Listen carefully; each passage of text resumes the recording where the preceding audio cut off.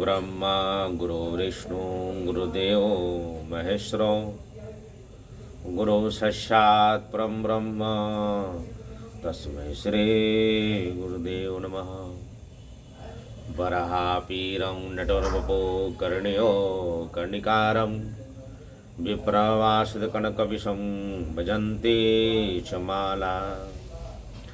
सच्चिदानन्दरूपाय विशुद्धपत्याधीतवे तापत्रविनाशाय श्रीकृष्णाय नमः।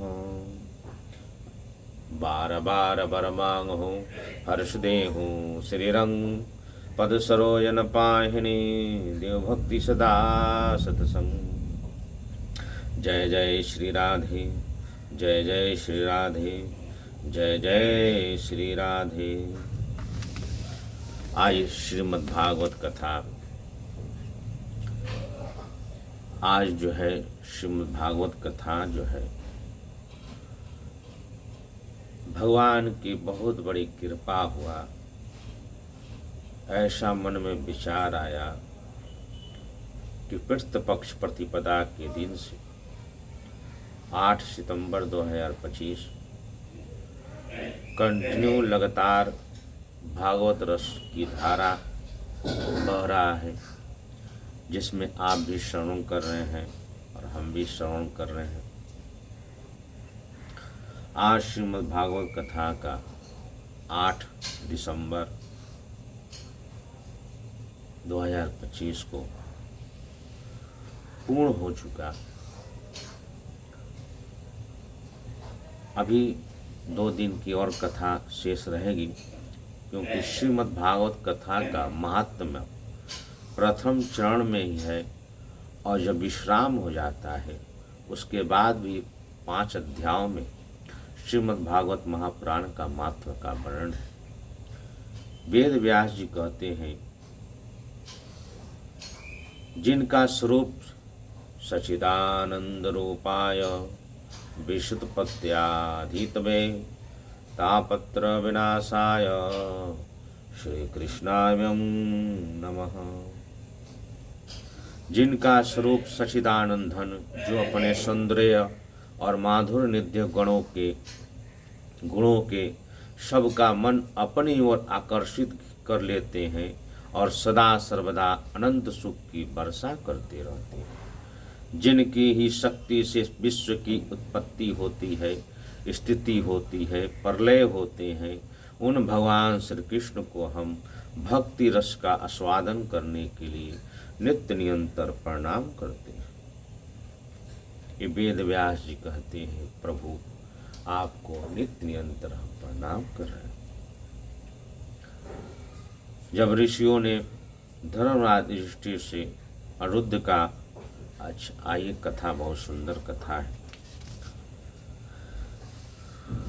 भगवान के श्री कृष्ण के पुत्र प्रद्युम्न जी, प्रद्युम्न के पुत्र अनिरुद्ध जी, अनिरुद्ध के पुत्र ब्रज, भगवान के परपोता, सब भगवान धराधाम को जब छोड़कर चले गए तो केवल उद्धव जी, ब्रज और 16,000 पत्नियां जो भगवान के नरकासुर को मारकर विवाह किया था, जिसमें 8,008 जो पटरानियां थी, सतभामा, लक्ष्मणा, कलांदी, रुक्मणी इत्यादि सब अंतर्ध्यान हो गए थे। 8 प्रकृति थी भगवान, ये सब उसी से अंतर्ध्यान हो गए। 16,100 जो पत्नियां थी वो रहे। ब्रज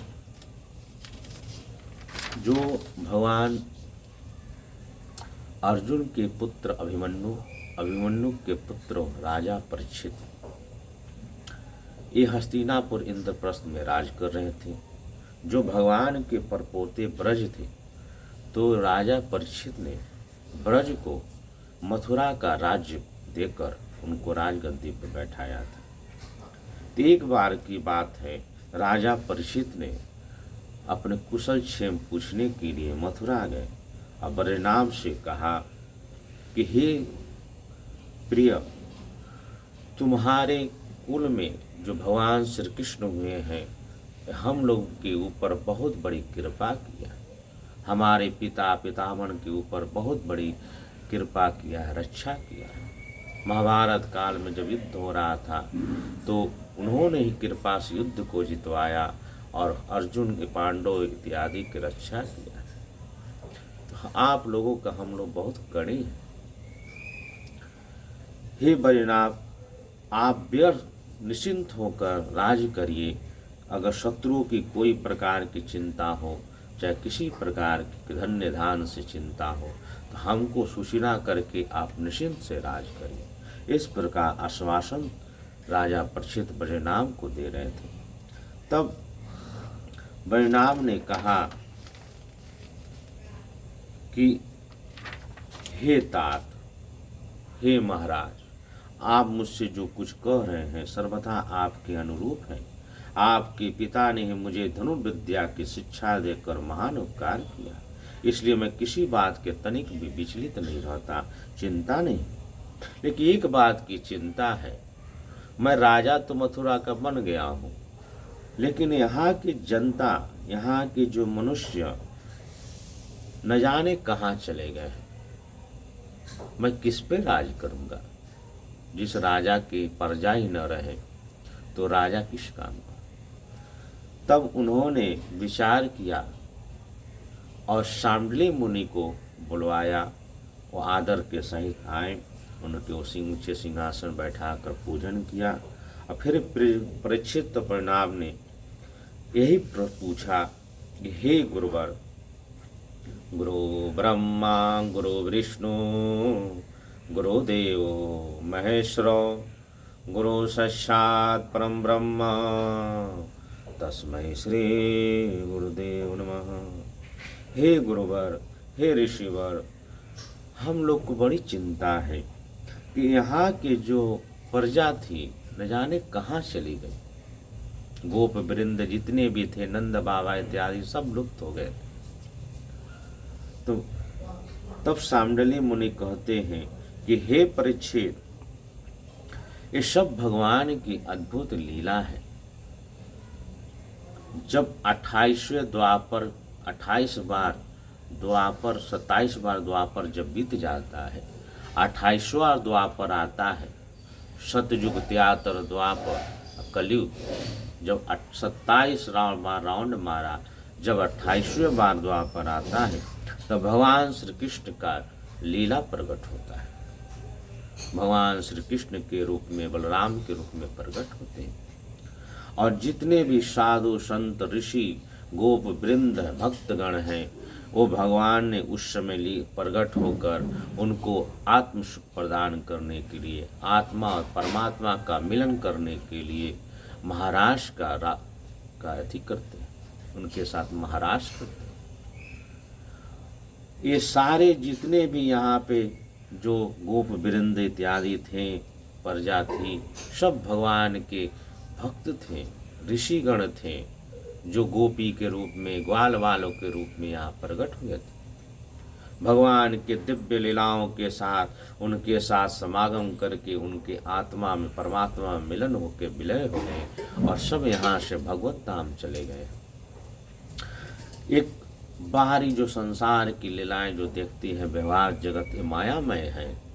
एक अतरंग लीला होता है भगवान का, जो दिव्य आज भी निधिवन में होता है। भगवान नित्य रास करने आते हैं। तो शांडिल्य मुनि ने कहा कि हे ब्रज, तुम भगवान का चिंतन करो, भक्त भजन करो और मैं अपने दिव्य दृष्टि तुमको प्रदान करता हूँ। तुम जहाँ जहाँ जाओगे, भगवान ने जो जो लीला जो स्थान पर किया है सब तुमको दिखाई देगा। वहाँ उस नाम से नगर बसाओ, वहाँ पर नगर बसाओ। फिर आदेश देते हैं गोवर्धन, मथुरा, गोकुल, नंदगांव, बरसाना, तो अपना वहाँ रथी बनाओ, छावनी बनाओ और छावनी बनाकर भगवान ने जहाँ जहाँ लीला किया है वहाँ वहाँ तुम जिस दृष्टि से प्रदान देखोगे, वहाँ पे मंदिर बनवाओ, स्थान का नामकरण करो, वहाँ पे प्रजा को बसाओ। इस प्रकार शांडिल्य मुनि ने आज्ञा देकर वहाँ से चले गए। तब राजा परीक्षित ने मथुरा गए। मथुरा में जो हजारों बड़े बड़े सेठ थे, उन्होंने मथुरा में इंद्रप्रस्थ से जो है मथुरा में जाकर भेजा। हजारों सेठ को बुलवाकर वहाँ रहने की व्यवस्था किया, वहाँ कारोबार व्यवस्था किया। और उसके बाद प्राचीन वानरों को बुलवाया, भगवान के प्रेमी भक्त थे उनको बुलवाया और मथुरा नगरी को फिर बसाया। वृंदावन में, पूरा नंदगांव में, बरसाने में, सब में प्रजा की वृद्धि करवाई। और ब्रज ने जहाँ जहाँ जो है भगवान ने लीला किया था, वहाँ वहाँ नगर बसाकर वहाँ वहाँ जो है भगवान का भजन कीर्तन और पूजा पाठ को आरंभ करवाया।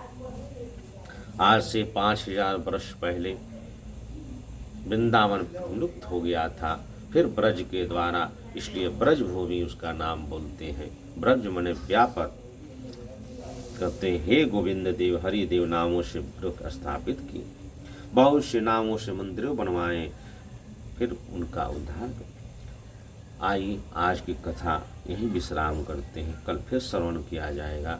भगवान की बहुत बड़ी कृपा होती है, राधा रानी की बहुत बड़ी कृपा होती है और गुरुदेव की बड़ी बड़ी कृपा होती है। जो भी कथा श्रवण कर रहे हैं हमारे पूज्य गुरुदेव वृंदावन बिहारी लाल, श्री राधा स्नेह बिहारी मंदिर है बांके बिहारी के जस्ट मगध में।